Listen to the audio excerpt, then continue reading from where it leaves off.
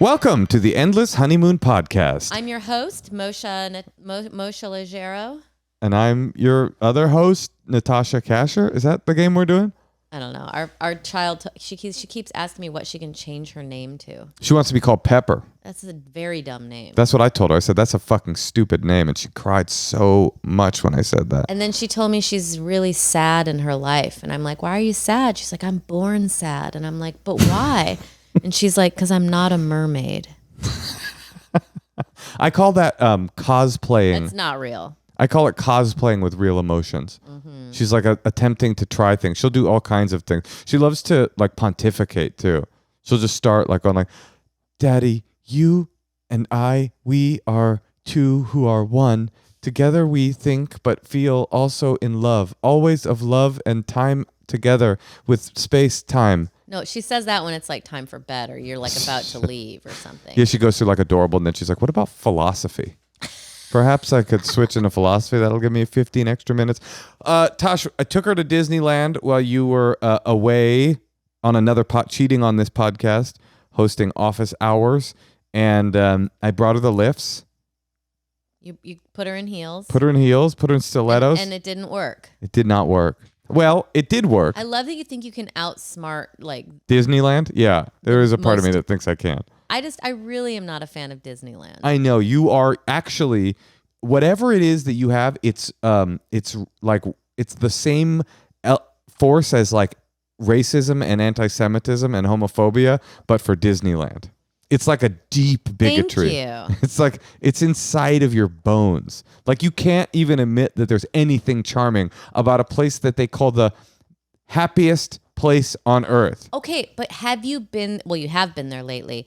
Yeah. It's no longer like there aren't days where it's not massive amounts, like hordes of people coming at you. Oh, you mean like the old days of Disneyland when it was only you and a dozen people? No, but I bet you there were more of those. Something's happened. There's been a shift. What the fuck are you talking about? It's horrifying. Disneyland has always been a very popular tourist destination for not like how it is now. For or maybe I'm just not used years. to crowds. When I went there with you a month ago, which I don't know why you needed to go back a month after we had already went. You hear that kind of dripping disdain well, why in her not go voice? Once in a while, make it fun? Because you know want what? to take her like what every 6 weeks? You got to go to Disneyland. You make a good point. She actually did not have fun at Disneyland. She was like, I was here so recently, Father. I prefer to be in a library reading about French poets. And now they have a new, what's that Star Wars hotel at $5,000 a night? There is like an underground room. It's a bunker, I guess. Like bunker? Like you're sleeping in the Millennium Falcon or something like that. Oh my God. You know what, Natasha? I just had a realization on the podcast right now. That I'm cool? Yeah, it's that you're cool. No, I just realized right now, taking her to Disneyland and amusement parks, you are literally, and I love you, not invited. Never invited again. I'm going to be going. You're not coming. You're not coming. You're not invited. It's going to be for us because we had a delightful time, and I just realized why we had a delightful time. Even though he is a character in the Disney pantheon in the Winnie the Pooh strata, we didn't have Mommy, aka Eeyore, coming around us all the time, wet blanket style, making us feel negative about the good time we were having. Okay. We had fun. Can I say something now? Yeah, I talked to you 3 times while you were at Disneyland. Oh, bother. Every time you were screaming, get back here, get back here. Know. And then the kid comes home and you have your phone number written on a Sharpie on her arm. So obviously I need to be someone else. I need to be a bouncer. I need to be there to help. You aren't invited. So you don't understand. Many people. You're there. off the guest list. I'm gonna come. Nope, you're not. Well, you don't need to go all the time. I'll go when I want, and you won't come. I just realized that during this podcast. I realized it, and it was a beautiful realization. You are no longer welcome at amusement parks with me and my daughter. Do you know what Walt Disney's last words were? Well, what were they? Kurt Russell. Is that true? Yes. What do you mean? I don't know. Look it up. He said Kurt Russell? Yeah. So do you think Kurt Russell is also somehow evil? No, but it's definitely a head scratcher. It is. You think he was like fantasizing about Kurt? I don't know what he was doing. Do you know what Kurt Russell's last words were? What? Well, he's alive. No, he died today. You don't even know who Kurt Russell Goldie Hawn, is. he said. Wow, you know that he's married to her. That's good, Moshe. Yeah, he's a very famous actor. I'm not a fucking idiot, Natasha. You think like every woman actress is like the same person. You're right. Yeah. You know what Kurt Russell's last words were? Cara Devil-Glegny. Who's that woman with the eyebrows? Cara Devil-Glegny? All right. Well, listen, don't we have someone that was we do. We're waiting to We talk do. to We have him? a special guest tonight. Now, this guy, he's a friend of mine from Burning Man, but he, in the last few years, has become an incredibly popular dating and relationship coach. And we were talking about him on the podcast a few weeks ago. And he texted me. He's like, "Oh, I'd love to come on sometime." I thought it might be a unique episode. We always have comedians come on. Might be kind of a unique and interesting. You lost me at Burning Man. No, it's actually, hold on. Before we bring him on, now that's interesting. What? The things that you hate and have disdain for. Disneyland, Burning Man. Yeah, the classics. You don't you don't like places where people go just to have fun. You're like you're a straight up. No. You know what you are? Honestly, you know what you are?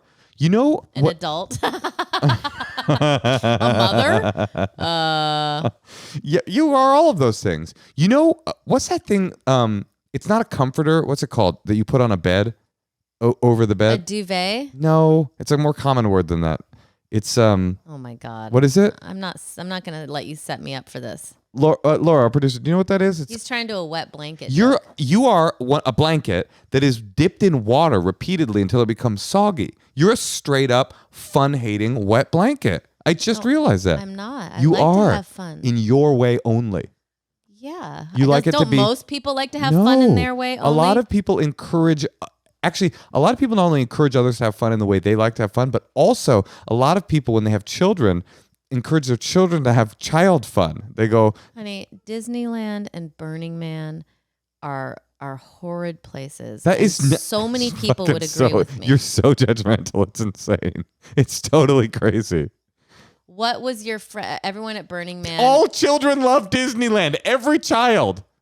Yeah, but they also like Paw Patrol frozen yogurt. Yeah, pops. they're little Those kids. are disgusting too. Oh my God, Jesus Christ! Actually, Paw Patrol is a good corollary for you because aren't some of the dogs in Paw Patrol girl dogs? Aren't a couple of them sort of like in a way female dogs? Okay, listen, I have a question. Yeah, so I know that you used to work at Burning Man and this guy worked with you and you guys all have Burning Man names. What was his name so I remember who he was? Why don't I bring him on and let's find out if he's comfortable telling his own There was Flapjack, Raisin Toast, Porta Potty. Raisin Toast and Flapjack, those are two breakfast cereals. Those are two breakfast What was your themed. name? It was just Moshe. Oh, I never most needed people one. had a name. I never needed a special nickname. Crybaby. Anyway, like I was saying, a female Paw Patrol agent, he has become in the last couple of years like a very popular love coach person, and I thought it'd be. And he also used to have a very unusual job, and I thought we could interview him about that. I thought it might be kind of fun. Shake it up a little bit. So let's bring him on the pod. He is the host of the Love Drive and the Instagram account The Love Drive. His name is Shaun Galanos, and let's say hello. Hey, Tosh. Yeah, Moshe. Sometimes you do these ads and you use a product and you're like, dang, I can't believe I was living my life before I found this product. Mm-hmm. That's how I feel about this Greenpan. It is an amazing pan. I'm not joking when I say it's the best pan I've ever cooked with. And you don't need oil. I mean, I don't understand how it works. Is it magic? Well, in 2007, Greenpan's founders discovered that traditional nonstick pans were made with plastic coatings that can turn toxic with heat. Everything's trying to kill us. That's why they created a new alternative without forever chemicals. Greenpan introduced the world to ceramic, nonstick cookware and have over 150 patents to prove it. They're the leaders in creating cookware without harmful toxins. And I'm telling you, you put food on this pan and you just cook it. There's no freaking oil. Well, we already love the pan because it made everything taste better without oil, but then we didn't even know it was non-toxic. It's so good. They also own their own factory, so the other companies make these cheap products with cheap materials.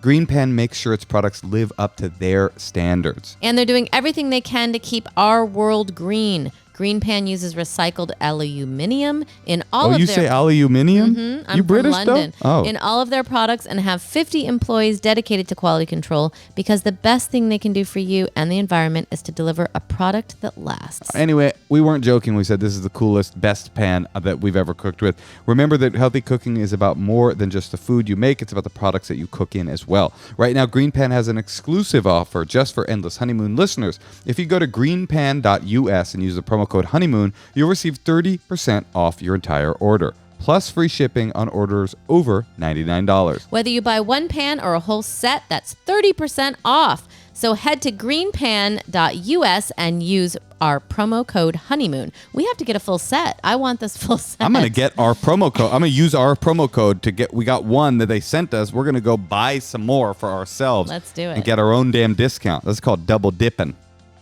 Greenpan. Hey, Tosh. Yeah, Mish. Did you know that koalas are afflicted in very high numbers with koala chlamydia? I'm serious. It's true. No, I did know that. It's a real issue, but that's not what we're here to talk to you about. We're here to talk to you about Kiwico, which makes a cute little koala named Kellen. And what they do is they make these little boxes full of educational, inspirational, fun as heck toys and games and books, and they send it to your kid every month, and it's awesome. Without Kiwico, I would not know what the hell to do with my child. Kiwico delivers monthly science and art projects that celebrate a child's natural curiosity and sparks a love for lifelong learning. With Kiwico, kids will explore different STEAM topics. That's science. I know. And our kid loves science. She thinks she's a geologist. Also, we got sent this little cute little like car model where it was like a little box that you put together, and then it had a steering wheel and an ignition key, and she could shift it, and we went like driving with this little box that she'd made. Discover subscription lines for kids of all ages, ranging from infants to preschoolers all the way to teens. Grown-ups are welcome to join in on the fun too. Kiwico delivers enriching, hands-on experiences that'll spark curiosity and inspire creativity. Kids can discover the engineering and mechanics behind everyday objects, the science and chemistry of cooking, geography and culture from new cultures, and brand new art and design techniques, all through seriously fun, hands-on projects. Step into spring and celebrate the season of discovery with a Kiwico subscription. Get 30% off your first month plus free shipping on any crate line with code honeymoon at kiwico.com. That's 30% off your first month at kiwico.com. Promo code honeymoon. Yo. Hey, what's happening? Hey, Shaun, What's I up? thought you were going to be in your bathtub or something. I was thinking about it. See, I feel you. Hey, Shaun, we have a question for you first, just to get started. Yeah, let's go. Okay.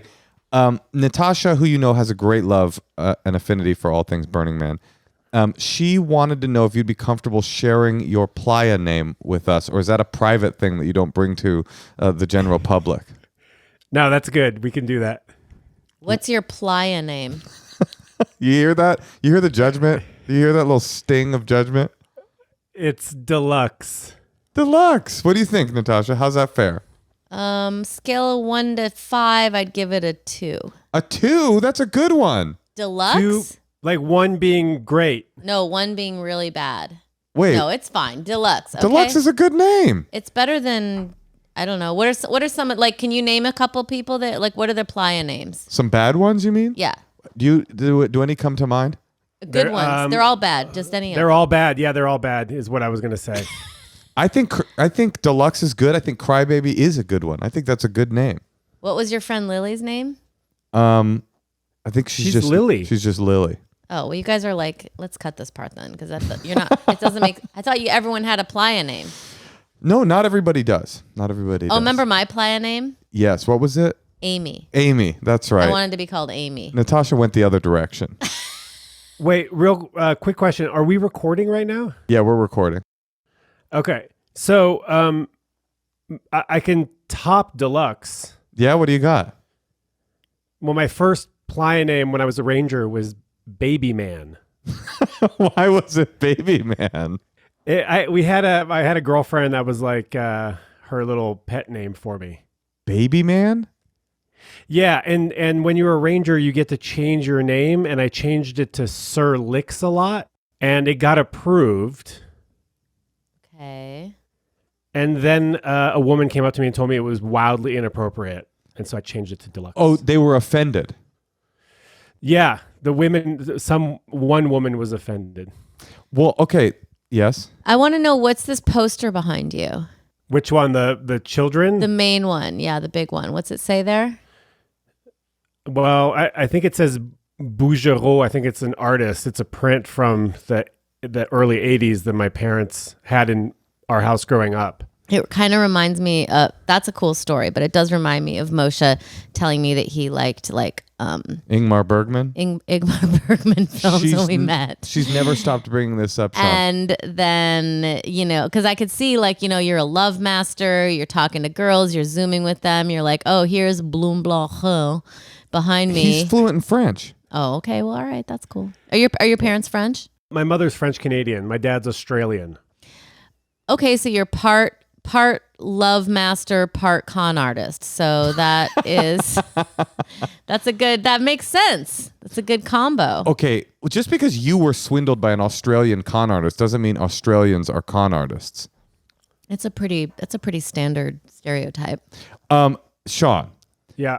You are. We were saying that you are doing what we're doing, but in a sincere way. We thought it might be kind of an interesting shake-up of the podcast to have somebody on that actually coaches people. I mean, what do you describe your work? What would you say you do for a living? I'm a love coach. That's what I tell people. And what does that mean? Like, who are your clients? People that struggle with intimacy, communication, relationships, dating.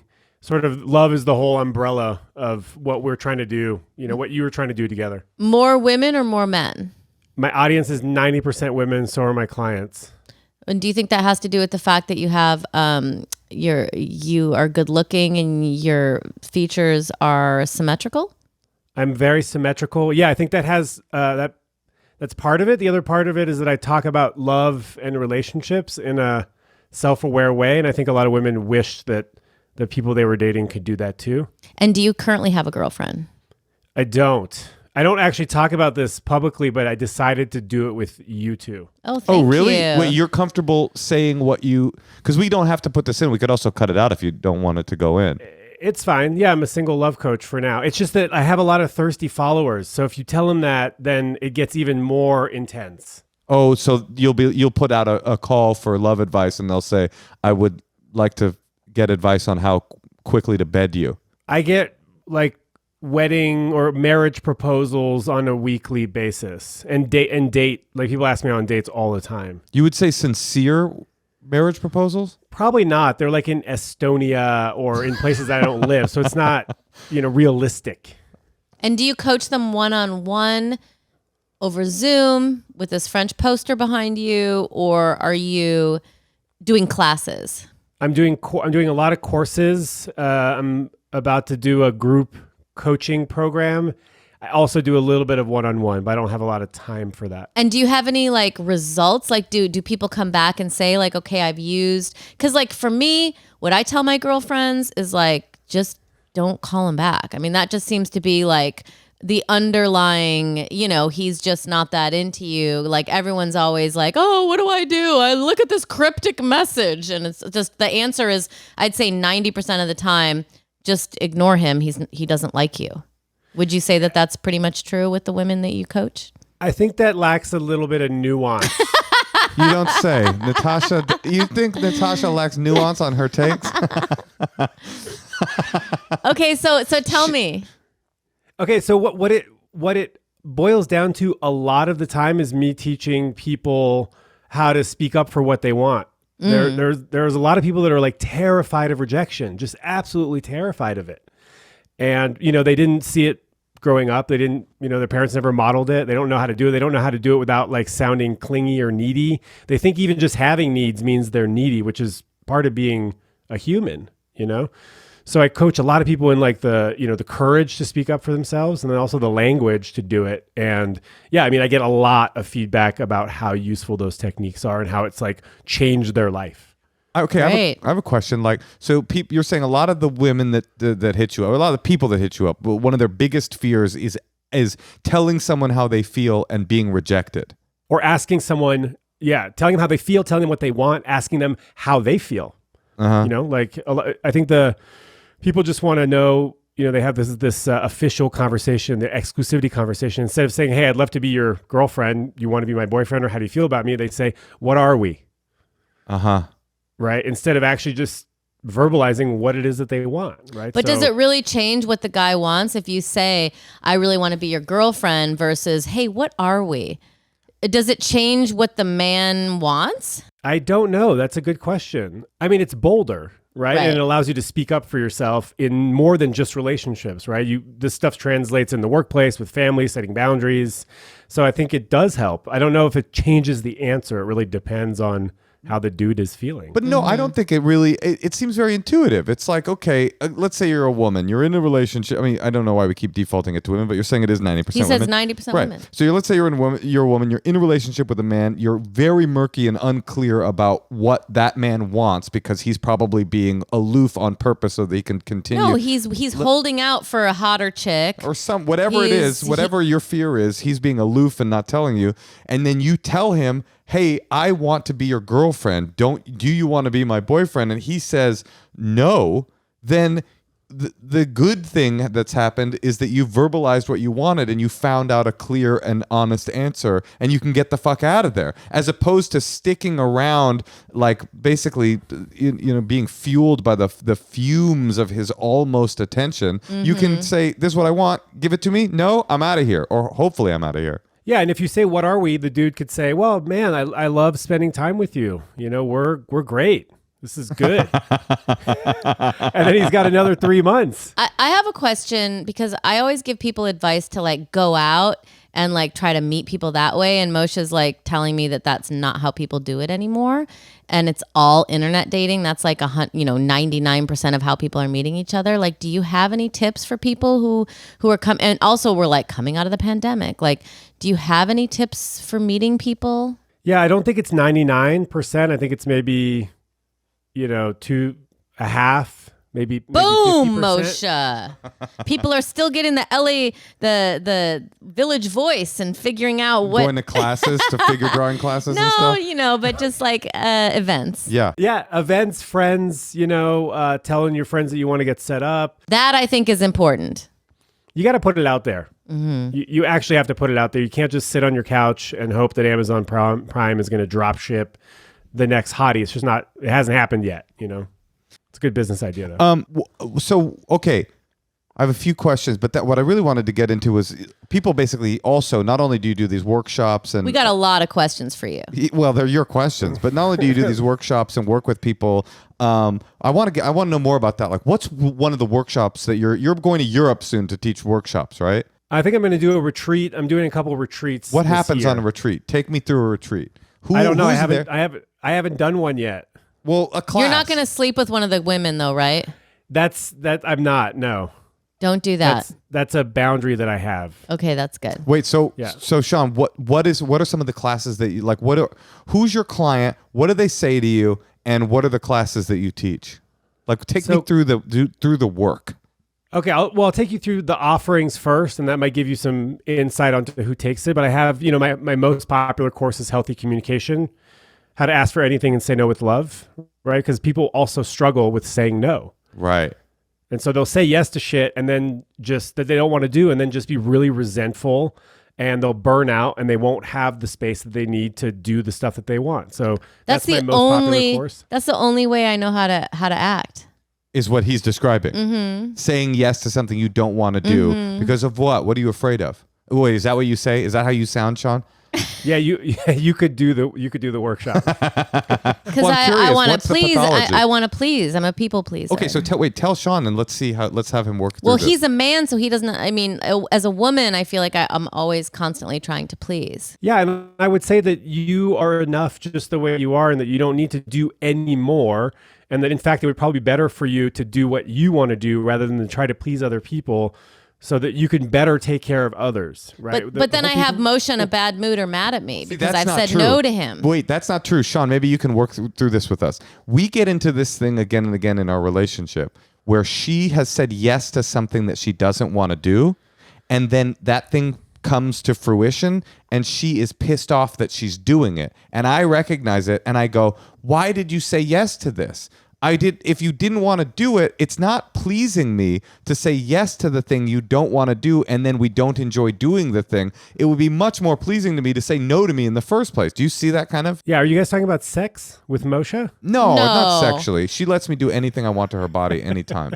Right? Just in general in life, like it's my go-to is yes. How do I make this work all the time? How do you even have time to take care of yourself if you're just saying yes to everything that you don't want to do? I don't take care of myself. I want to do tennis. I want to get a manicure. I want to get a pedicure. That's I want to good. do meditation. That was good. How do you find time to take care of yourself if you're saying yes to somebody else? I don't. Well, here's the better you can take care of yourself, the better you can actually show up for people instead of being resentful that you said yes to a thing that you really wanted to say no to. And you also you do have to get used to disappointing other people. I mean, that's why we people please, right? I do it too. I'm not saying that men don't people please. There's a ton of people that just don't like disappointing other people, but we actually have to get comfortable with other people not liking our answer or even not liking us because of our answer. I actually would say people pleasing, I would take it a step further. People pleasing doesn't usually result in pleasing people. It's like a pathology where you're trying to please people by saying yes, but they don't want yes. Most people want a real answer. They don't just want their way. They want to know who you are. I can say that for myself. I don't want a yes for something that a person I'm with doesn't want to do because I want to do something with the person that wants to do it. So it doesn't even end up pleasing the person. If you're a kind person, that's the right attitude. But there are people that want a yes no matter what, right? They're just so selfish and self-centered that they don't really care if you're happy or not. They just want the thing that they want. But, Glennon Doyle is an author and has a great quote that she says, anytime in life that you're faced with either disappointing someone or disappointing yourself, choose someone, which is to disappoint as many people in life as possible to avoid disappointing yourself even once. That does sound scary. That person does not have a healthy relation or a significant other, though. I mean, how can you do that? She does. I mean, we're not saying don't compromise and don't negotiate, but you got to take care of number one, or else you're kind of useless to everybody else. Well, wait, Shaun, do you feel that in your own dating life? I assume that you strive to practice the principles that you teach in your own dating life and do a fairly good job in doing that, I would assume, right? I'm like, 85, 90%. So what are the results? What have you noticed anecdotally, the results of that kind of directness in relationships? Does it create greater intimacy? Does it sometimes turn people off, but you're glad you did the right thing for you? Like how does it result for you? Or in your clients, you could talk about them too. Yeah, no, I mean, in all aspects of my life, I think it does create more intimacy, creates more authenticity. It allows people to position themselves with regards to what I'm standing up for, right? Like I give them all the information and then they can decide whether that's something that they want or not.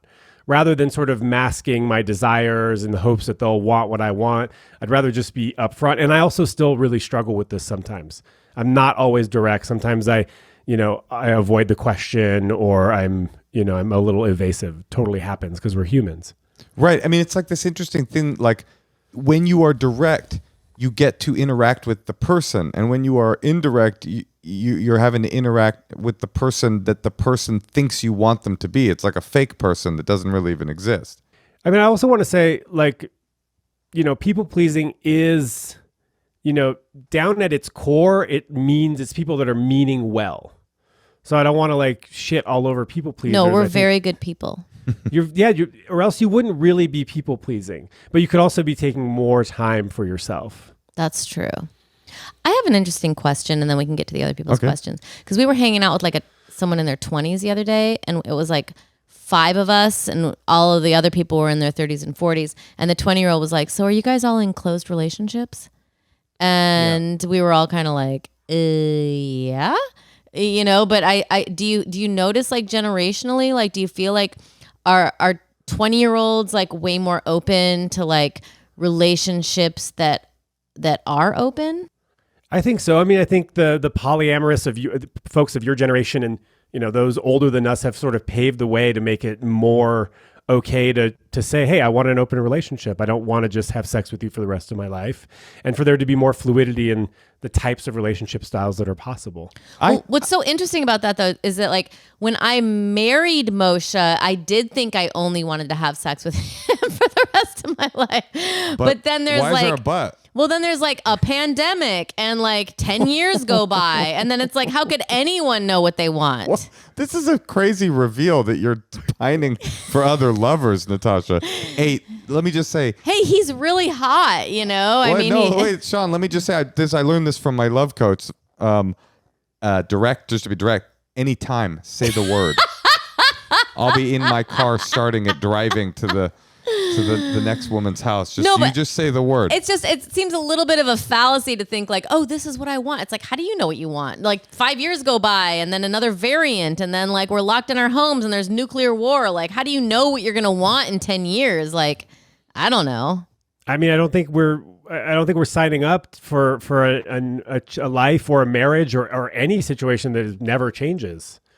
Right? Like marriages, there's negotiation. You're going to say, hey, you know what? I want to talk about something that's really hard for me to talk about, but I've been, curious about polyamory and just want to open the conversation. I'm not saying I want to sleep with anybody else, but I'm saying that I would like to talk about it. But see, this is the thing. I'm sorry to keep, but I just desperately pine for another lover every day of my life. I think, who else could I fuck other than Moshe? I'm sick and tired. There's variant. No. First it was Delta, then it was Omicron, and now I need to fuck somebody. No, but here's the thing. I know a polyamorous relationship would never work. It almost feels like... For you, or do you mean period? Period. Like You're they wrong. don't work. Do you have any success story? Someone that you know who's in a polyamorous relationship? So Shaun? old-fashioned. Absolutely. So many. Really? Like, yeah, hordes of them. Yes. And they just work great. What, did you just arrive on a train from the 50s?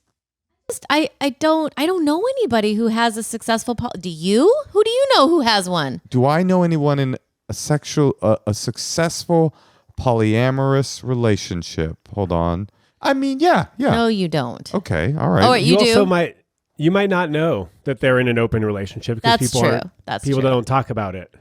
But every relationship has challenges. Come on. This is just a different kind of challenge that requires a lot of communication, a lot of sitting with discomfort, right? When your partner's out on a date. Okay, can I ask you a question? The hordes of people that you know, do you know anyone who's a mother who's in a polyamorous relationship? Absolutely. They have a 13-year-old daughter. Oh, he got specific with details, so you know it's a real person that he's thinking about. Okay. Oh. I'll introduce you. They'll be at Burning Man this year. Well, actually, Shaun, I want to hear more what you... I will not be there. She's Me kind neither. She's kind of the... she'll be in Europe at your workshop pretty clearly, trying to get a tantric orgasm and how to communicate. But anyway, we had a polyamorous conversation. I'll tell the story and then you can decide if you want to keep it in the podcast, Natasha. When we first started dating, and it connects to Burning Man, Shaun. When we first started dating, this was my first monogamous relationship. Apparently, not for long, but it was coming up on Burning Man, and I was kind of panicking because I had never been in a monogamous relationship in my life. And I said to Natasha early on, probably too early, I said, "How would you feel about me having like a Rumspringa?" For Burning Man specifically, right? Like a hall pass during the burn, right? Yeah. And do you remember that conversation? Mm-hmm. I think so. And Were we in a hot tub? I don't know if we were in a hot tub, but I remember that she disappeared for like a full week. It was very early in our relationship. Really? Yeah. I don't remember this. So I said, listen, I'm down to be monogamous, but I would like it if if once a year I would have a week where I could sleep with other people at Burning. I was new to monogamy. Moshe's like, I don't know why she didn't call me back for 4 days. Well, anyway, this is actually a positive, even though you're not in the energy space to receive positivity from me right now. This is a positive story because it's what I wanted, but it was also based on an immature. No, I don't think polyamory is immature, but I know for me, the reason I asked that question was out of a place of kind of panic. It wasn't out of a place of like, I'm actually a polyamorous person. This is what I need. It was out of a place of like, I don't think I can do what you want, right? Scarcity mentality. You thought you were going to miss out on Burning Man as well. Totally. It was that and too. all the opportunities that. It was that That's too. a good way to describe it. But actually, I wouldn't even. It was definitely that. But it was also like I was looking down a road that was the scariest road I could imagine, which is why I had avoided monogamy for so long, which was commitment and being, on the hook to someone else emotionally and being locked in with someone. And I thought if I could give myself if I could just know I had a back pocket of breathing room to go back to my old ways, I would be okay. So I pitched it, and then you disappeared. Natasha disappeared for 5 days or something. And I was like, oh shit, I ended it. I ruined it. Actually, she was processing. Yeah, she needed time to process. I was new to everything, right? So that 5 days felt not like processing, but like, oh, I've detonated it. And then she came back. This is what you said. I remember this very clearly. It was wow. I'm so glad you remember what I said, because I don't even remember I don't remember going away. Well, you're very meaningful to me, and at some point the feeling will become mutual. So she said, she came back and she was like, I heard what you were asking me for. I understand that for you that could work. That sex for you is a thing that you could go do at Burning Man, and then it wouldn't be meaningful and it would be fun for you and give you the pressure release that you need.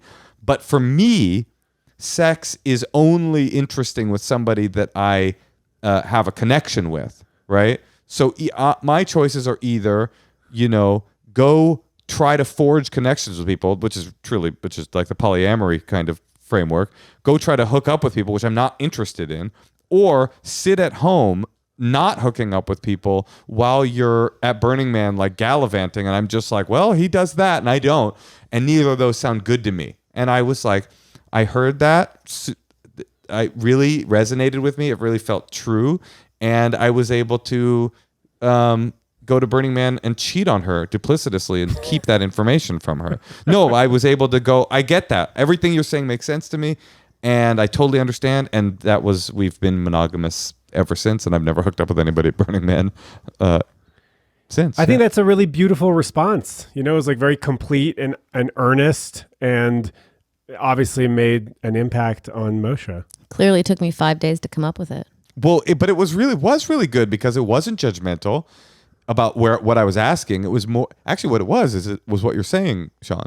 People pleasing? No, it was the opposite. Right. It was extremely right. direct. It was like, this is what I need. I have no feelings about what you need. I just am telling you what I need. But here's the thing. I feel like I was being direct, but I already knew that he really liked me.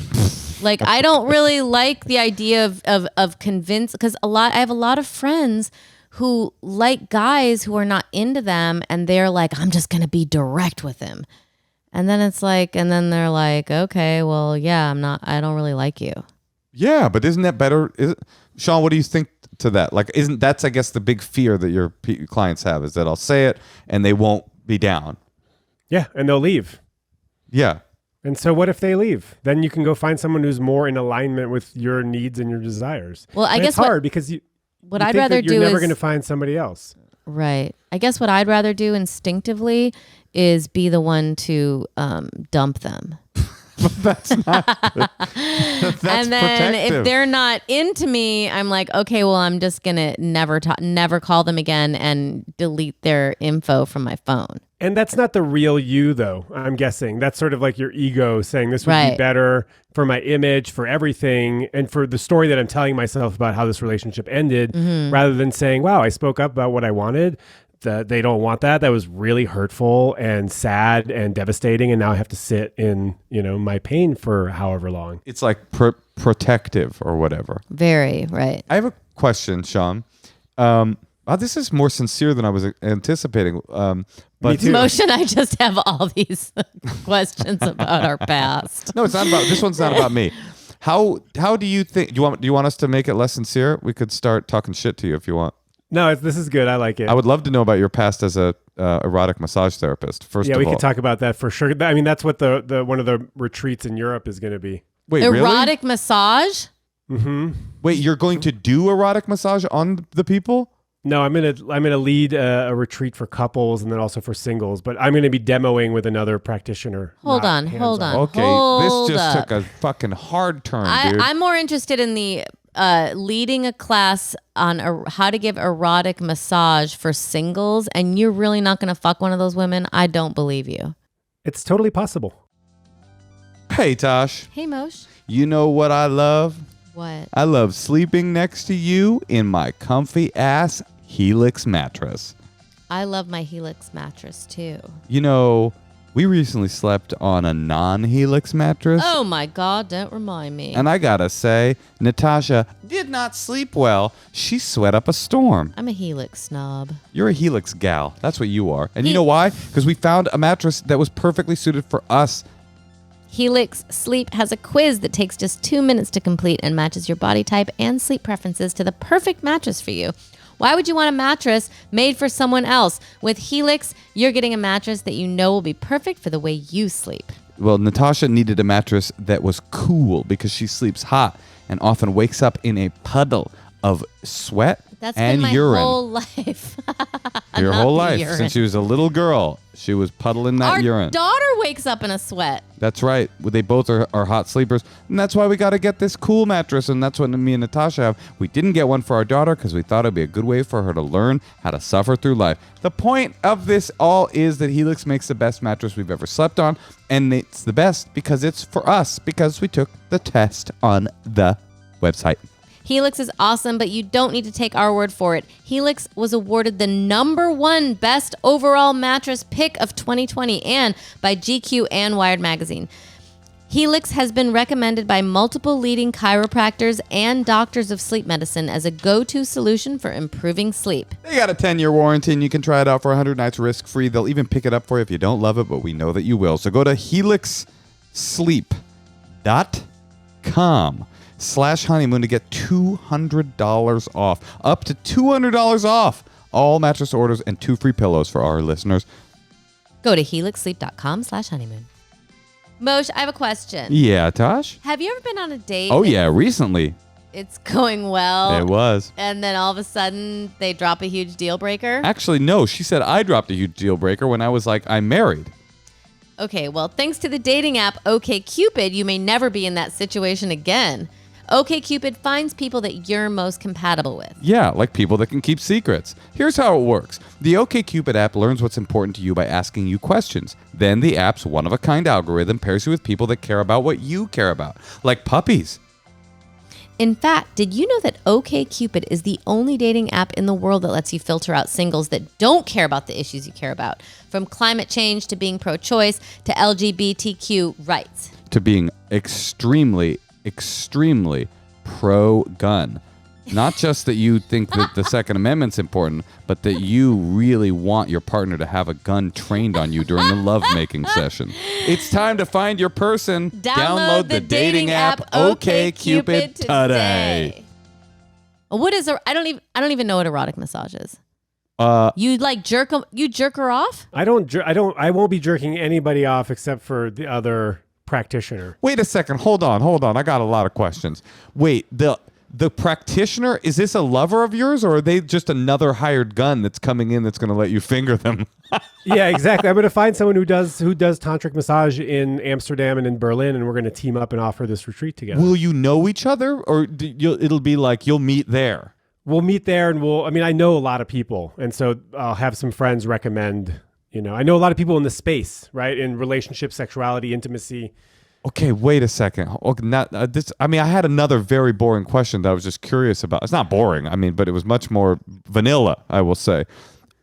So you're going to meet this practitioner, Helga, or whatever. Yeah. And she's going to come to the retreat center in Amsterdam, and then you're going to be like, nice to meet you. I'm Shaun. And she'll be like, I'm Helga. And then will you guys do like a test run? Yeah, we're going to spend some time together to like work on the format and it's not very complicated, right? A sensual massage is just like a regular massage with a happy ending. It's more sexy. It's more sensual. It's like softer, slower. Go ahead, Natasha. Well, how does the woman, do you just like Rubber clit after the massage? That's a great question. I'm sorry Natasha, to be so vulgar. Natasha, that's a wonderful question. And that was what I was going to ask. How does it work? Do you just rubber clit? Yeah. So, okay. In my past, when I was doing erotic massage in San Francisco, let's say the treatment was 90 minutes. We'd spend 10 minutes kind of checking in, talking about boundaries, talking about, what was a yes, what was a no. And then I would share a little bit about what I was going to do, but not too much. And then I'd massage. Wait, hold on. I'm going to stop you.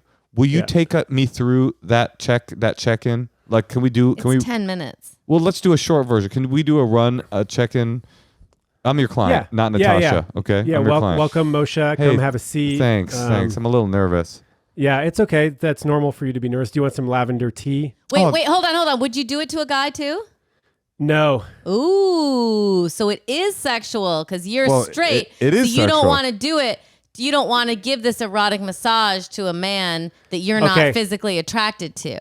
So there are many, hordes and scores of female practitioners giving happy ending massages to dudes. There's a lot of gay men giving happy ending massage to dudes. There's nobody giving happy ending massage to women. It's funny. So that was my market. That's funny you say that, Shaun, because I actually read an article. I'm sure I don't know if you've come across it. No pun intended. But it was a female journalist that was actually looking for a happy ending massage from a man because all of her male friends were saying that they had done that, and her challenge in finding a man that would actually do it. There's an article out there about this woman's quest to find somebody that would all she wanted was to be fingered at the end of a massage. Okay. But to clear it up, guy, it's a woman. Yeah. There's a guy in New York, Dr. M, who's like the only dude. And then your other options are to go on Craigslist and to find really slimy guys to Or just finger horny. you.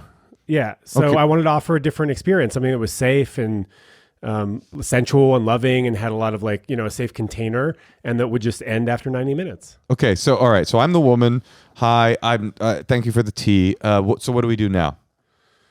Oh, then I ask you, do you have any injuries? And then sort of, I tell you that I'm going to be checking with you along the way. I'm not going to do anything that you want to do.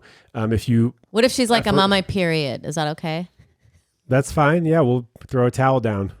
No problem. What would you expect him to say? He's like a love coach, which is gonna be like, "Yeah, no can do, Missy, go, Rose." I mean, well, she might have a tampon up her pussy. I don't know if he fingers her or what. I'm sure he's you can't get away with it. Hey, that would be an honest question. No, I loved it, but it would also be a very funny character to be like a tantric massage therapist and the woman like super hippie out, and the woman's like, "Well, I am on my period," and you're like, "Ew, dude, no, you better come back in a week, baby girl." I mean, the reality is that if they were on their period, they probably would have rescheduled because most people aren't comfortable showing up to a stranger's house and getting that kind of treatment. Right. Okay. So wait, by the way, how did I find you? You found me on Craigslist on women seeking men, and then I had an ad called Sensual Massage for Women, and then when you emailed me, I would send you to my website, and MrShaun.com. And now, okay, I have another question. How many women do you think you worked on? Well, I did it for about a year, and I don't know, probably 100 or 100 or 200. Okay. 150. Okay. Interesting. So I like the check-in. That's making me feel good. I have some more questions about your clientele, but you don't have to answer these because they're a little bit ignorant. No, that's fine. How many were hot? They were not conventionally attractive. Mostly. No, that's not true. Either they weren't conventionally attractive, or they were in sexless marriages, or they were widowed. Oh wow, that's good. Or they hadn't had sex. They hadn't had sex in a really long time. Look, I'm going to say, this started as something that I thought was going to be fun, and ended as something very loving to give loving touch to people who don't have access to it. I think that's nice. I love that. Straight up, I'm thinking about doing it myself. MrMoshe.coach. But no, I do. I honestly do. But no periods. You should put that in the ad. In the ad, no periods. Hot chicks only. Yeah. Widows accepted, but only if you're hot. Only if your husband died young. Yeah, 9s and above. No periods. No, I'll call it that. 9s and above massage.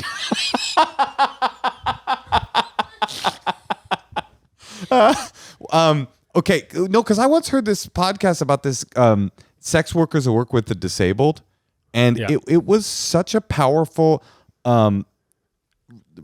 podcast and look into, people. These are people, a lot of the people in this podcast were people that are so severely disabled, they not only have a difficult time finding lovers, they can't even masturbate. They physically can't masturbate.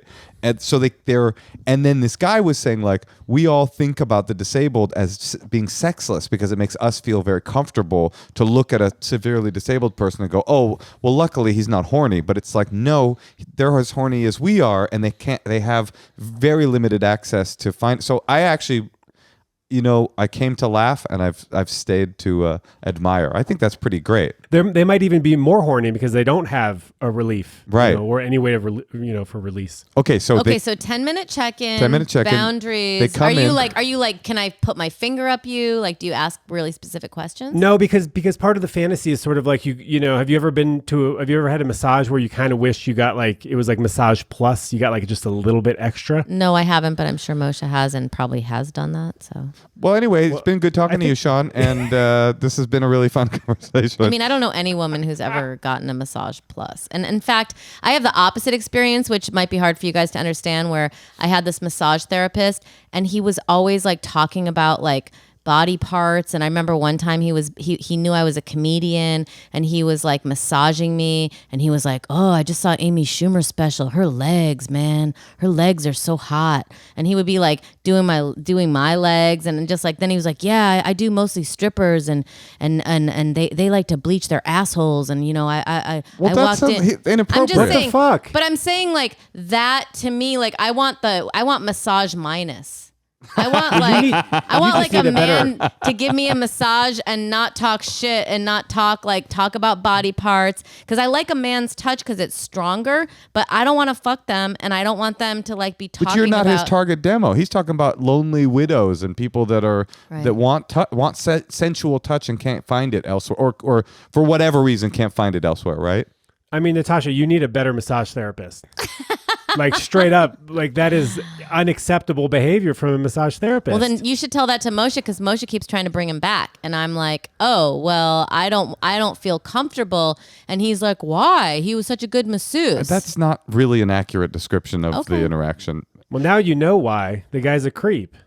Right. Right. So, and that's not the guy you want giving you an erotic massage, right? You want someone who's, understanding and sort of self-aware and can kind of read the vibe, read the energy. Have you had people freak out, hire you for a sensual massage, but then freak out?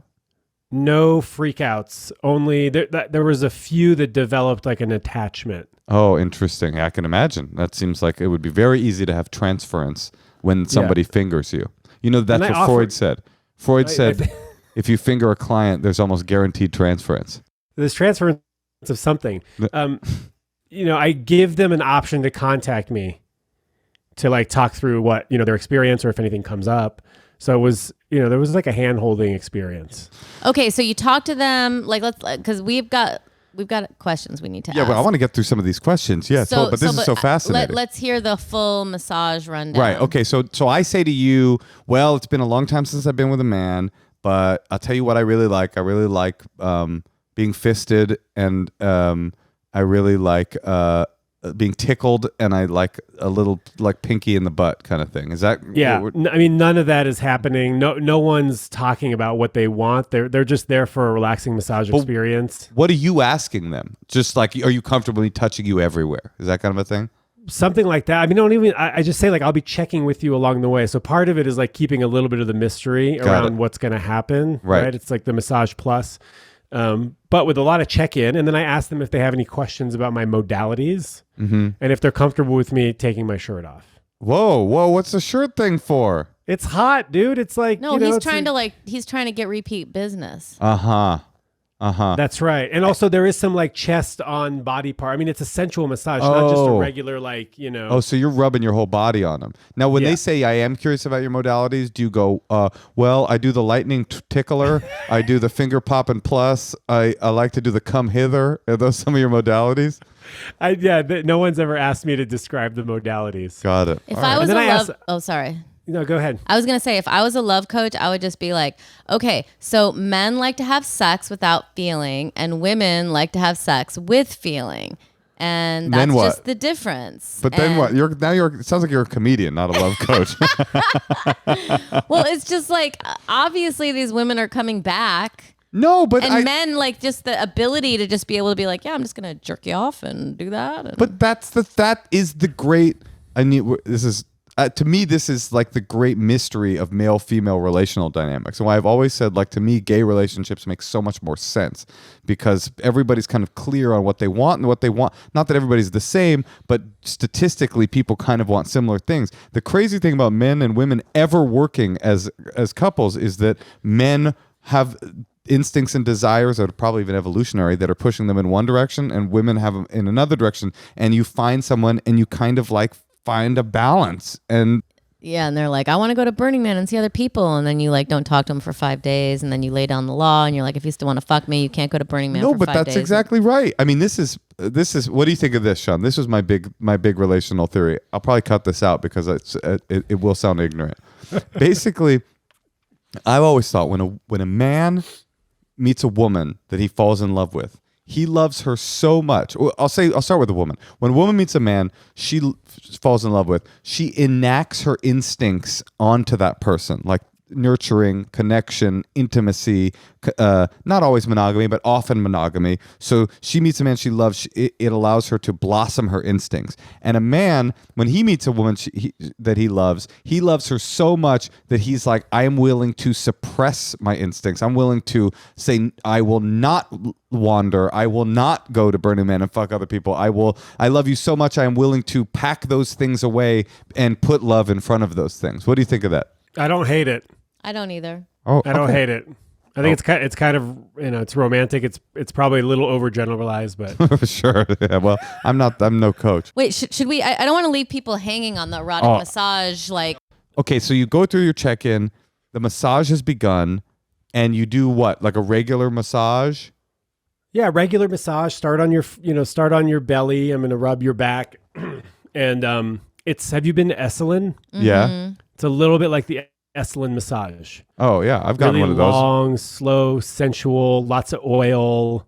Like we've got time, and so. Do you whisper that in their ear? We've got time. No, but I do.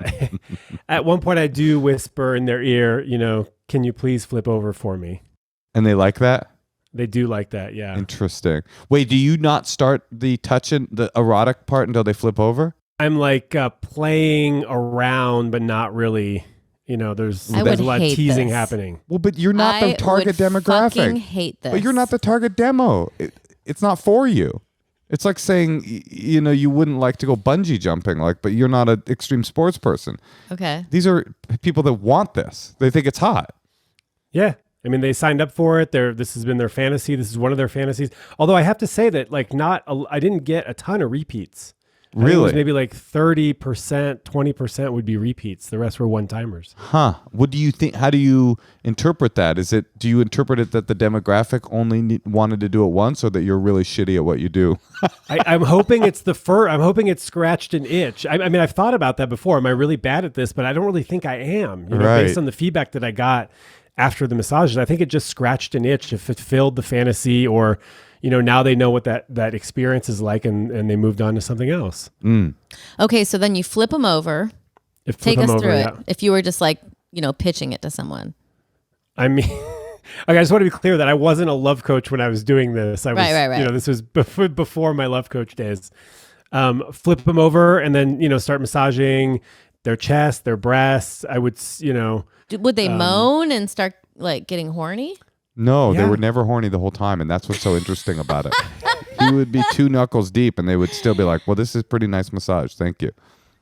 Yeah, they were horny. They're moaning. I'm like, I'm paying attention, right? Like, if you're a good lover, you're paying attention to the signs of your lover, right? Increased breathing, flushing in the chest, some light sweating, like all that stuff. So I'm paying attention while I'm doing this to seeing how are they responding.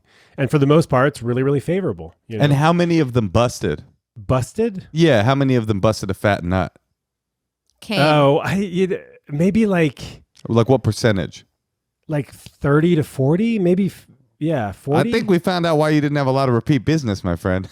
Okay, let me Imagine a happy ending massage that goes 30%. Wait, no. The funnier thing is, imagine a female erotic masseuse who you're like, how many of them came? It's like, actually 30 to 40% of the guys I saw. That's what I mean. No. Go ahead, Shaun. I mean, it's a little bit more complex to please a woman in 90 minutes. Of course.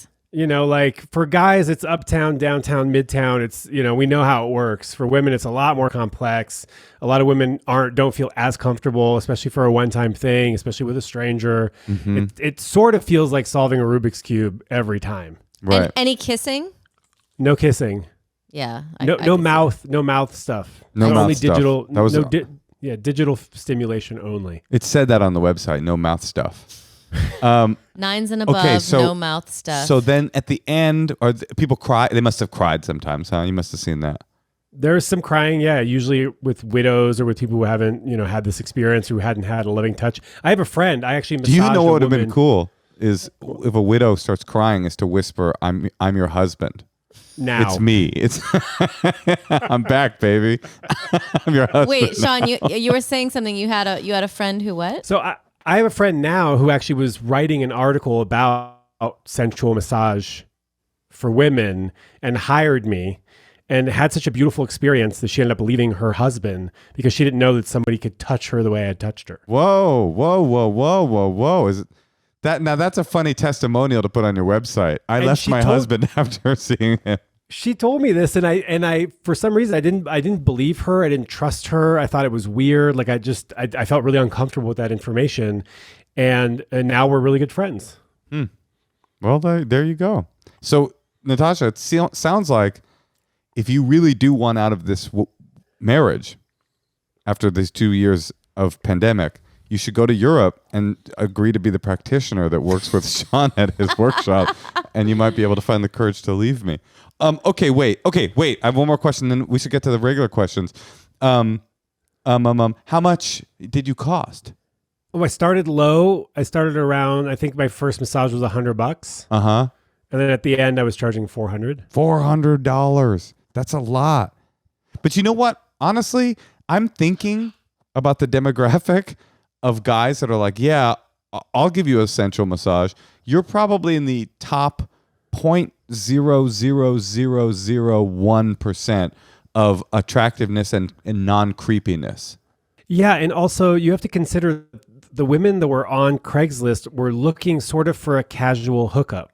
But what that normally looks like on Craigslist is you meet up with a dude and you try to figure out if he's the right amount, if he's not too creepy to sleep with. And then you have some drinks, you go back to his dingy apartment, you have a disappointing sexual experience, and then you leave home and you go home with a bunch of regret. Or you sign up for this experience that is clean, it's safe, it's got a safe container, it ends after 90 minutes or 2 hours, and then you go home feeling good. Yeah, I get it. And I also like that you're circling this like love and intimacy in different ways. And it seems like, this is definitely a passion of yours. Yeah. I think I found something. Why? Why what? Why this? Why do you care so much about love and intimacy? Why is this so? To be honest with you, we don't give a shit about it. We just wanted to use our fans for content. No, I'm joking. But why is this such a huge obsession for you? And why is this your life's work? It's not an obsession. It's just like, it's what I'm good at. I was sort of the guy that all my friends would come to me to talk about their relationships. And somewhere along the way, I thought to myself, there's got to be a better way, right? Because I was also stumbling through relationships, not saying what I wanted to say, saying yes to things I wanted to say no to, having a hard time being honest about, breaking up with people or how I felt about them. And I just started writing blog posts and making videos. Actually, this started in 2014 in a taxi cab in San Francisco. I was driving for Luxor cabs, and I put GoPros in the cab and had conversations about sex, love, and dating with my passengers. And then I, had them sign a release, and then I would put those videos on YouTube. So that's how the whole thing started.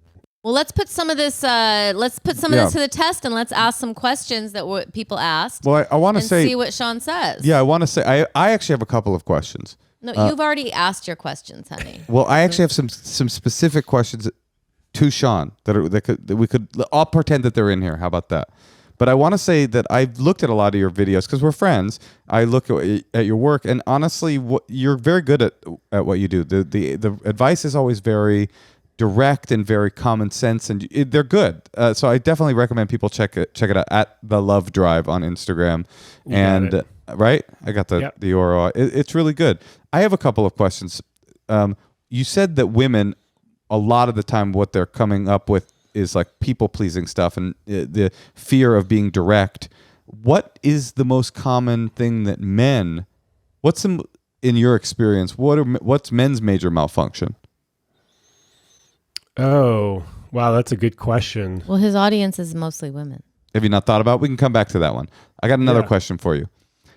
Can relationships with massive age gaps really work? Let's say like 15, 20 years. What do you think? I mean, that's a tough one. It really depends who's older and how old is the youngest person. If we're talking a 20-year-old woman with a 40-year-old man, I don't think that that's a good match. I think that it's What about 23, 44? No. When does it get good? What about 24, 45? What about like 28? It's an auction. Get here, 24, 45. Get here, 26, 46, 46, 26, 46, 27, 47. Just speaking personally, when I was 23, I had a very intense relationship with a 41-year-old, and I thought 41 was like so old, and it was destined to fail, but it was really like it was horrifying for me. I mean, it was like I relate everything back to that. It was such a I don't know. We just weren't on the same wavelength, the same life length. Yeah, you're in different stages of your life. You have a lot less in common. You want different things. I think maybe 10 years. 10 is years. A good 10 years, like plus or minus 1 or 2 is a pretty safe age difference. But then again, if it's a young woman, like there is, this dynamic that plays out where older men are sort of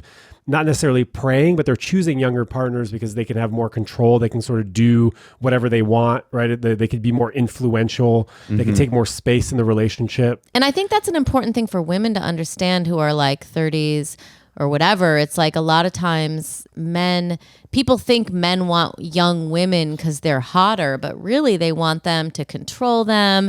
They want them because they seem more successful. They want them, for it's like a power dynamic. But that's when it's negative. I think sometimes to be really fair to men, sometimes they are dating them because they're much hotter. No, I'm joking. I think sometimes that might be true. No, I think sometimes you do I don't think it's fair to say it's just pathology. Sometimes you just fall in love with somebody that's a lot younger than you. Of course. It happens. It just happens. But also, if you really had your eye on what you want and need from your life, you might not be like fishing and shopping in It's more like this. It's like I've known guys who've dated women that can barely speak English, and you get one of those where you're like, wow, I don't know what it is. I just fell in love with this Estonian woman, and like, I don't know. But the second time, you're like, oh, I see. You want somebody that just looks good and sits there and you can't talk to. There's a pattern. You've got a problem. All right. Well, really quickly, though, I got a TikTok a couple days ago question about a woman in her 60s saying, guys in their 60s don't want to date me. And I go, yeah, because, guys in their 60s are looking for younger. They're looking to like recapture some of their youth. And the comments were crazy. Women were like, yeah, and there are 40-year-old dudes that are like hounding me as a 60-year-old woman. So there's a lot of younger dudes also going for older women. Interesting. Well, that's because the women, of course, duh. If Moshe and I ever got divorced, that would be I would probably have to go younger because they would want a woman who's successful, rich, has a nice house, has a career. The guys who are my age, they want the 20-year-olds. And unfortunately, for me, I'd actually have to go younger as well. No, but I could totally and see Estonian. I could totally see that being who I would choose from. It would be like young guys who would want like a little bit of that. They want to like, yeah, not just, but to be honest, not just success, but you're like beautiful and you're worldly. it's kind of the same dynamic. It just doesn't feel as predatory when it's a woman going like, I'm yeah. just not attracted to younger guys, though. Well, I'll find you somebody. Okay, let's do some of these questions. These are mostly sent in from your listeners. You get hundreds of these a week. Questions on Instagram, and you answer them on your Instagram, but we thought we'd go through a few. Okay, let's just blast through some. Much like you blasted through your clients and brought them to a new level of sexual awareness. 30%. That's right. Once a cheater, always a cheater? Not necessarily, but, tread carefully. Yeah, I think no, but yeah, I think the same thing. I think tread carefully. I've cheated before, but I wouldn't cheat on you. Well, I don't know. About to find out. I always say tread carefully. Yeah, I believe me, I am. No, I always. This was interesting for me about cheating. I don't know if I've mentioned this on the podcast before. I've never cheated, but I don't give myself credit for that because I never had really much opportunity to, because I was never really in relationships. But I noticed from my years in AA, hearing people's fourth steps where they list all the things that they had done, that the people that I sponsored who were the most jealous and insecure about their own relationships, when it came time for them to do their confessional part, always it was just like littered with cheating. And I was like, it made me realize like, oh, I see. People that are jealous are cheaters because they know also I'm obviously doing some generalization, but they know, yeah, in relationships, people often cheat. Like, me, for example. So then they look at their partner and they go, you must be like me. That's what I do. You do that. And those are the most insecure people. Yeah, I think you're giving them a lot of credit, though. I don't think people are that aware. Yeah, I don't think it's aware, but it felt very pathological. Like, yeah, obviously you think people are unfaithful because you're an unfaithful person. Yeah, and if you are dating a cheater, there has to be some level of awareness around how that behavior made their ex feel, what they're doing differently, like what needs are being met that weren't being met in other relationships, right? There has to be, some transparency around your cheating behavior and what you're willing to do to correct it. You know what's the greatest thing about Moshe? I just have to take a break and say this. Yeah? Moshe is incapable of lying. Oh, yeah? It's so cute. Wait, what about the surfboard? That was can't lie. close. That was close to a lie. What's a surfboard? When I bought that surfboard while you were sitting on the couch and I was pretending it was for my friend Andrew. But that's about as close as you get, honey. He cannot lie. It's so cute. And I'm like, oh, maybe this is why I have really good instincts. And I'm like, this might be why I married him. Just because you'd get the truth from me? Well, I will never be in that position of the woman who's got the man who's cheating on them, or I don't know where he's been, or he's not telling me, or I've literally again, this 41-year-old guy, maybe that's why I'm, ageist about big relationship gaps, is because I've had a lot of them. And when I was 23, I was really into dating older people, or in my early 20s. And they were some very formative relationships, but in a bad way. But I remember this guy who was in his 40s, and I was like, did you? And I knew he was with this other woman. I was like, were you with her? He was like, I was with no one. And he just kept repeating, I was with no one. I was with no one. And I got so mad. I remember banging my head against the bathroom wall, trying to get blood. I was just insane about it. And it was so frustrating to me and such a visceral experience that I think ultimately, I picked someone to have a child with who I knew was incapable of telling me any kind of lie. Ask me, was I with that woman? Were you with her? I was with no one other than that week at Burning Man. Okay, let's. Do you have anything to add? I want to get through more of these. Okay, my new boyfriend cried. Do you like reading the names of the people that sent them to you? No, right? No, I don't Anonymous. Keep it anonymous. I don't know what your system is. Okay, new boyfriend cried 2 out of 4 times we've had sex. What do I do about that? I'll tell you, break up. I would say the same thing. That is not what Shaun would say, though. That is so, I read that question. I was like, oh, that's kind of cute. And something needs to be addressed, What do you do? I don't know. You really say, hey, like I've never them, been. you could I've say never this. been. Yeah, I think that's what's happening. I think he must. He must really like her. So No, but so I'm sorry. What's the language? the language around. Well, what do you say to the guy? Let's say you really like him, but you're creeped out by his crying. Yeah, you say, hey, honey, you know what? I like you. It's I like having sex with you. I've never been with anybody that has cried before, and I'm kind of wondering what's going on there for you. What's coming up for you? Yeah, it's this direct. What is the old saying is honesty without compassion is brutality. It's what you're advocating for is soft honesty, right? Yeah. I like that. I like that It's too. not brutally honest. You know, and I mean, it's kind of sweet. I've cried before in sex, certainly not the, 2 out of 4 of the first times, but obviously something special is happening. I kind of want to get to the bottom of it. I'm curious. You think it might be like he's crying because it's like so beautiful for him? To me, I read that. If I was with a woman and we had sex 4 times, she cried twice, I'd be like, oh, she's like completely pathologically fucked up around sex. Yeah, it could be that, or it could just be that like it was such a beautiful experience, or she's never had that kind of sexual experience before, or who knows what's coming up. Right. I cried once. Really? And it was the first time I had sex because I was like, wow. my mom's going to be so mad. Yeah. I had a friend once who had sex with a girl close to when her father died, and she stopped like right in the middle and started crying, and he was like trying to comfort her. He's like, "Are you okay? Are you okay?" And she got up and started running.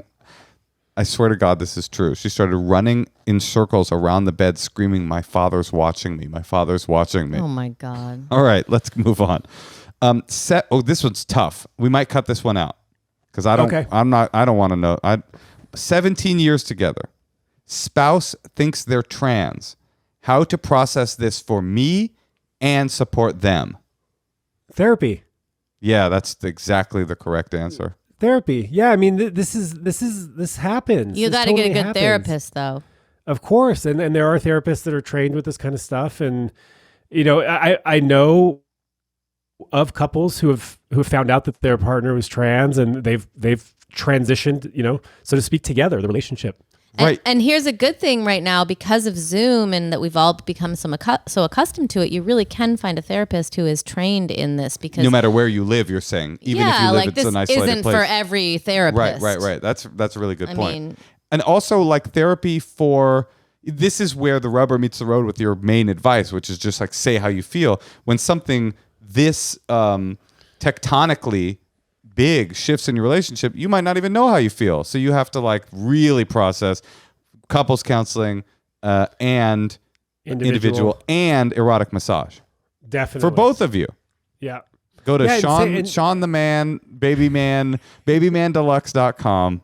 I think that's a really sweet question. And Yeah. I think we did good. We did good.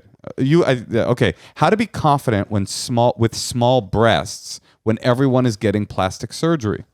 Great question. Well, you got to find a guy who likes whatever, like I have small breasts, but Moshe likes butts, and thankfully I've got a big butt. Yeah. Like I That's know your advice. That'd be such a funny bit of advice. It's like, well, how to you be don't want to confident. be with a tit guy. Like I know guys, like I've met men, and they like the first thing they do is they look at your boobs, and No, you can that's kind of true. see that they're disappointed, and it's like that's what they're into. So why would you ever want to date a guy like that? No, but And I think it would be I hate that men are like that, but I really think that men are either like into tits or butts. Well, I could take both, but No, you like butts. What do you like? I bet you like vulvas. yeah. yonis. You have to call them yonis to get a license, right? I'm a yoni guy Yeah. myself. Yeah. Okay, what do you think? How do you have confidence in a part of your body that is, especially like your breast, which is so iconically supposed to be one way? How do you find confidence in your? Yeah, I think it's more complex than just finding someone who likes your tits, right? Because you have to like your good. own tits. They're your tits, like you have to like them. But it doesn't make them any bigger. Right. But I mean, I guess I want to say like I don't think tits need to be any particular shape or size. They're all sort of beautiful. And Well, that's because your parents are French and they understand that. But like Americans, Right. they're French stupid. tits are so small and perky, and you always have a cigarette ash falling on the nipple. You know how that is. But French Canadian tits, it's different. It's always a glob of gravy falling on them from a French fry. No, they say Poutine. like French men like the tits to be able to fit in a champagne glass, and Americans like the tits to clog a toilet. Is that a saying? I thought so. That's very That's a funny. good one. I mean, I thought think your this comes advice though down would to- be like, how do you find confidence in having small breasts? And your advice would be, grow a bigger ass. Okay. Says he likes me a lot, doesn't take me out, only a physical relationship so far. Why? Yeah, I hate any question that has a why. I every answer is always like, am I the guy? Right. That you want to know this answer from. Like, ask the guy what he wants, why. Right. And I know they're asking. Oh, you're because saying I'm why expert. the why should be focused on the guy, not on Yes, you. talk to the guy. Hey, look, I like you. It seems like you like me. We're having a physical thing, but to me, it feels like it's not more than that. And I'm kind of curious where you're at. Okay.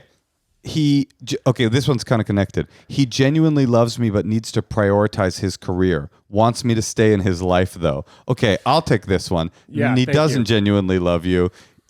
I never understood this idea where somebody's like, "Oh, I would love to be in a relationship with you, but I have to prioritize my career." How much fucking energy does a relationship take? You can still prioritize your career and be in a loving relationship. And vice versa, how much energy does your career need to take? Right. But also, it's like, Moshe and I have our own relationship and our own relationships with our careers. And I've been in other relationships where the people are like way more into my career. And that feels really good. And I love it. But at the same time, they weren't actualized in their career. And then that's its own dynamic. And so I've just learned that Moshe and I's dynamic is he's interested to a point. But like after a while, he's kind of like, oh, okay, well, I'm going to go be doing my thing now. And that is the dynamic that works for me. So I guess what I'm trying to say is I think that it's really important to just kind of live in a relationship and see if it works for you. And also, I've dated people who were like way more successful than me. And then like, I'm like obsessed with like, why aren't I as successful as them? And, there's just so many dynamics in a relationship and how you can feel about your career and your love life. And I think you just have to like play around and find one that works and one you can live with. Ooh, maybe we're going to come to Europe and teach some workshops, dude. No, but I mean, there's just so many levels. It's like it's not that easy to find someone to have a relationship with, right? Mm-hmm. So I think the advice is like, well, just find someone else. Like I give that advice a lot, and sometimes that's just not really realistic. But what I'm hearing from this is that the guy's not willing to make space for her because his career is too important, and like I guess he's just not that into her, which is sort of, I hate saying that, but if you love someone, you'll make space for them. Well, that has to be true.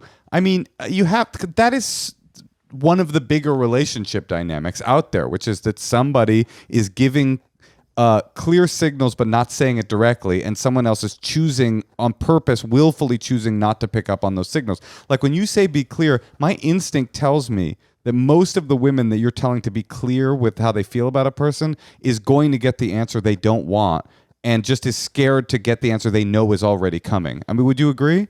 100%. Yeah, by the time... Because sometimes it's better to get some of your needs met than to get none of them, right? Or to face the scarcity of good people that you can be in a relationship I don't know, so though. you stick around. I'm old school, and it feels really good to just be like, delete his number, never going to talk to him again. And then I feel puffed up a little bit because I feel like I've won because I'm never groveling. But like Natasha, I don't feel good after a conversation when I'm like, just tell me what you want. And they're like, okay, I don't want you. Then I'm like, okay. I guess I'm going to think about that for the next 6 months. But you're... As opposed to, fuck him, ignore, delete his number, move on. But Natasha... I'm wait, just saying, Shaun, you take this. I mean, what if you had the conversation where you said, look, I really want to be in a relationship with you. I understand that your career is really important. Is there a way to make this work? And then you sort of find a way to make it work and you keep checking in on a regular basis. And then a year later, you're in a good relationship. Like that is an avenue.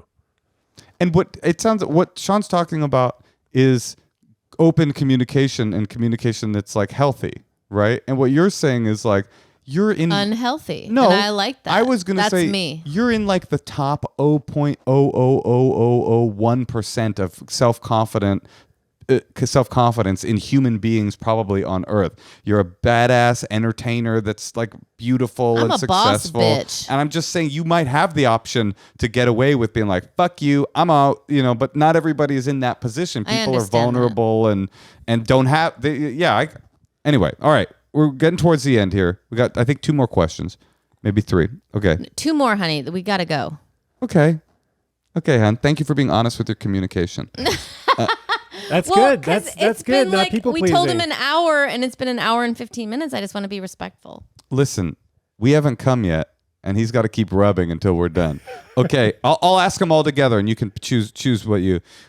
because we get this one a lot, like a version of this, and I'm sure you do too. 33, discouraged with dating. Any advice for someone who feels like time is running out? Yeah, that's a tough one, especially if you want to have kids. and you're Why? a woman and you want to I had have my kids at 43. Why that's is awesome. Why is time running out at 30? I think that, With heavy medical intervention that cost us thousands of dollars. but the idea that a 33-year-old is running out of time is just like, I don't think that is healthy to perpetuate. Well, this is her language, not his. I'm asking Shaun though. I mean, it's like you can. I mean, that's the fear, right? That's the fear. It's not the reality. That's the fear. And fear drives a lot of people. If you can get $10,000 together by the time you're 38, you can freeze your eggs. And I know that's a lot of money, but 38, like that's a good goal. Oh, so both of you heard that question to be centered around pregnancy. I didn't see that. But maybe I'm just not reading it correctly. I'm making a big assumption, but if it's not, if the clock isn't ticking, then what's wrong with being single at 33? What's wrong with being single at 45 or at 55? Like, life is long. You've got like 80 years to like be in relationships. Yeah, there was some story about this. Oh, goes back to our age gap thing. There was some story of this AA speaker was like, she was 60 and she was married to a man that was like, I don't know, 35 or something. And she said she was successful and everything was going well in her life, but she kept praying to God, like, why won't you send me love? Why am I alone? And she married a guy that was 30 years younger than her or whatever. And she realized that the whole time God was saying, will you just be patient? He's 8 years old. It's a weird story for a number of different reasons, and most of which is that you have to buy into it being a beautiful love story that she eventually married this like child, this 30-year-old guy or whatever. All right, okay. But wait. Do you have any other advice? Like, what do you think, I mean, Shaun? just take a break. If you're discouraged with dating, you need to take a break because like that kind of energy when you bring that to a first date where you're like, are you the one? Are you my man? Are you my woman? Are you like the person I'm going to marry? It's just a really weird energy. We have so many friends like that, and That they is don't good. take a break.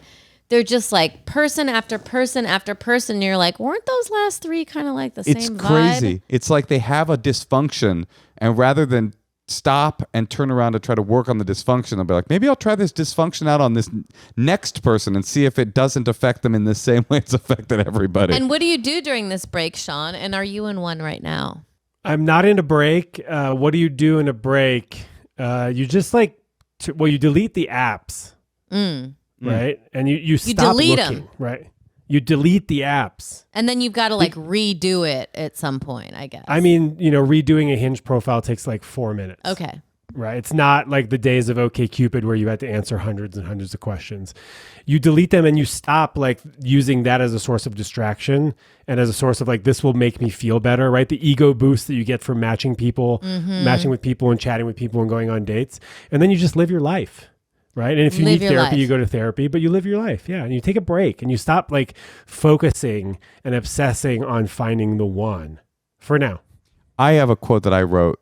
I always say to find the one, you have to become the one. That's something that I wrote.